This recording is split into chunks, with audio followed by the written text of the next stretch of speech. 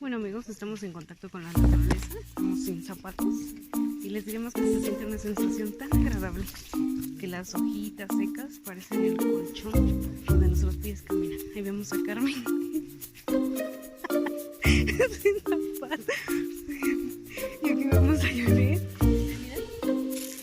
Bueno, ahí vamos, aquí son los zapatos, muestran sus zapatos para que vea la gente. Muy bien, Carmen. Les invitamos a conocer este recorrido.